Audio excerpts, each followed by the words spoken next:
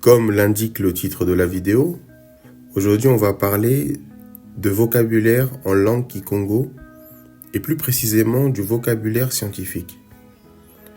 Le kikongo est une langue comme une autre langue, c'est-à-dire au même titre que la langue chinoise, anglaise, française, etc. Et qu'est-ce que c'est qu'une langue, sinon un outil qui permet de communiquer avec d'autres individus faisant partie de notre nation, pays ou civilisation. Toutes langues ont aussi pour objectif de décrire l'environnement dans lequel nous vivons. Donc nos ancêtres nous ont laissé cette langue, le kikongo, avec un énorme bagage de vocabulaire pour décrire tout ce qu'ils voyaient dans leur environnement.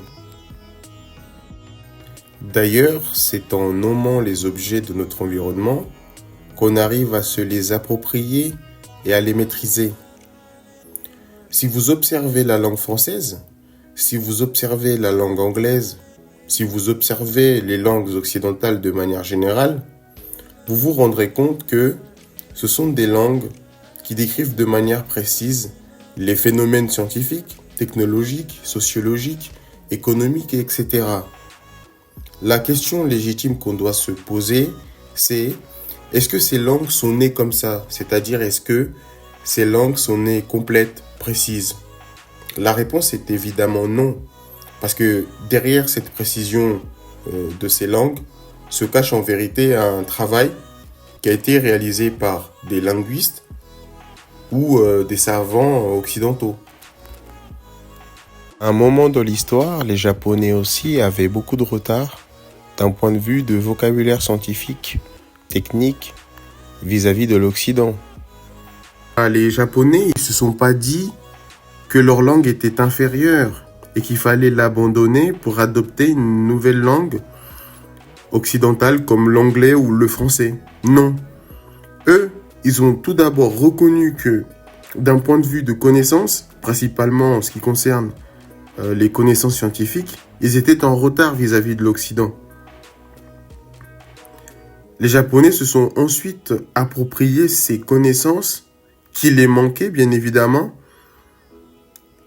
et ils ont commencé à donner des noms sur des connaissances dont ils n'avaient pas jusqu'à là, mais ils les ont nommées dans leur propre langue. Par exemple, imaginons que les Japonais ne connaissaient pas le mot technologie. Qu'est-ce qu'ils ont fait?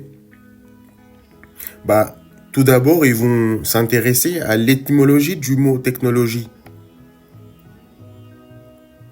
Ils vont découvrir que le mot technologie vient du latin technologia, qui est un mot composé de techné, qui signifie faire, art, et de logia, qui signifie savoir, science. Les Japonais vont ensuite chercher dans leur propre langue le mot pour dire faire, le mot le plus proche dans sa langue pour dire science. Et enfin, ils vont assembler ces deux mots-là pour obtenir le mot technologie qui se dit Jijutsu en japonais. Vous voyez que cette démarche légitime que les Japonais ont fait pour rendre leur langue beaucoup plus complète, c'est cette même démarche que les Africains doivent faire aussi.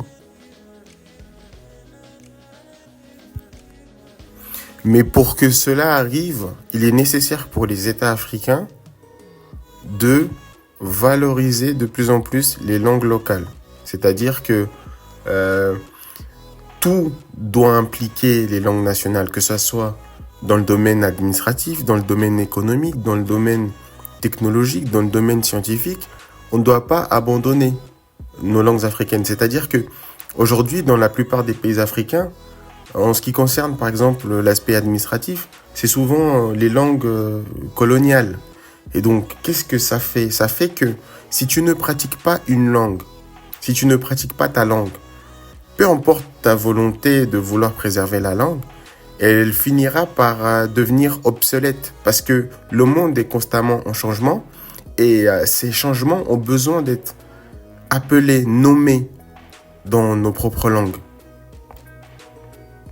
Il y a bien évidemment des pays en Afrique où on parle les langues nationales.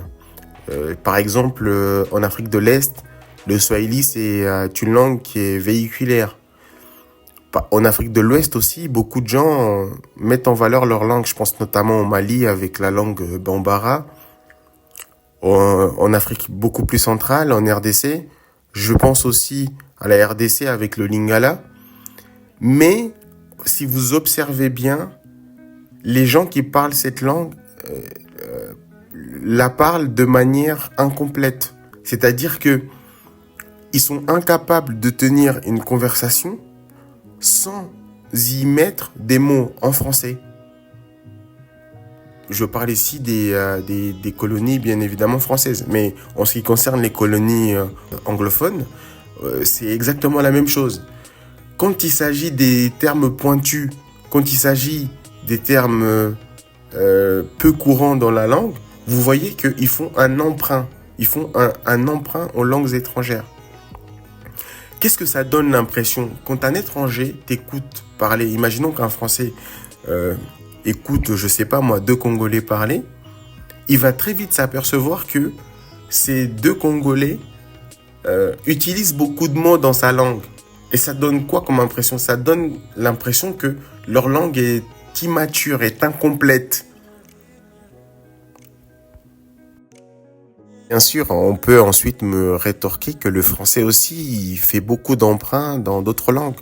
Par exemple, la langue anglaise.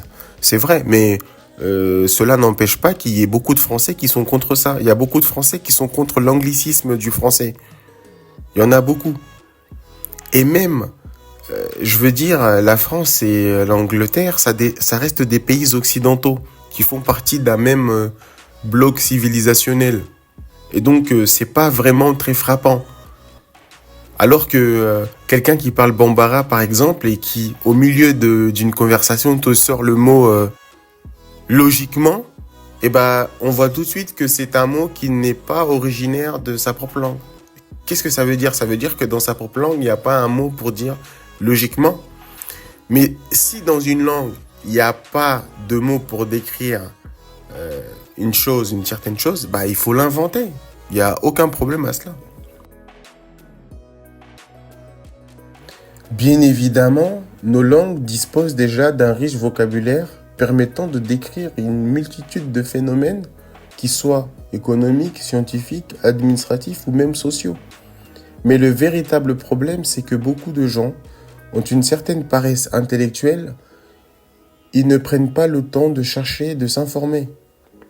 Ainsi, on se retrouve avec des personnes qui parlent leur langue de manière incomplète, empruntant des mots aux langues étrangères, principalement aux langues coloniales par exemple, pour combler ce qu'ils perçoivent comme des lacunes dans leur propre langue.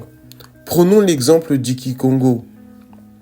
Si vous demandez à une personne qui parle cette langue, comment se dit le mot radio en Kikongo, et vous regarderez avec des grands yeux ouverts, comme si ce mot n'existait pas. Si vous lui demandez comment dire chimie, elle vous répondra qu'elle ne sait pas. Elle continuera à parler en Kikongo, mais arrivé à ce mot, elle dira en français chimie. Si vous lui demandez de traduire science, elle ne saura pas vous répondre. De même pour la physique.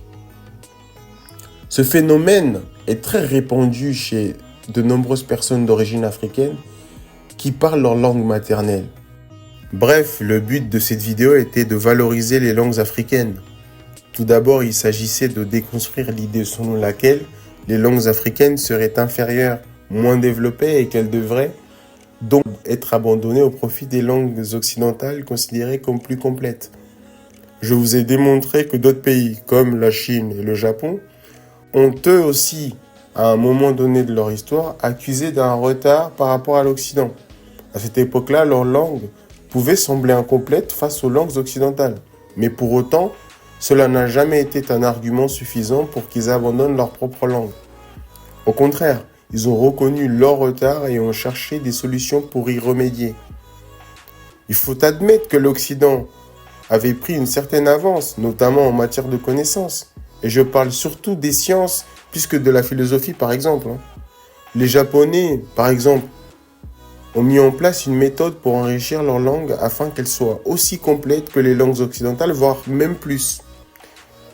Je vous ai montré tout à l'heure.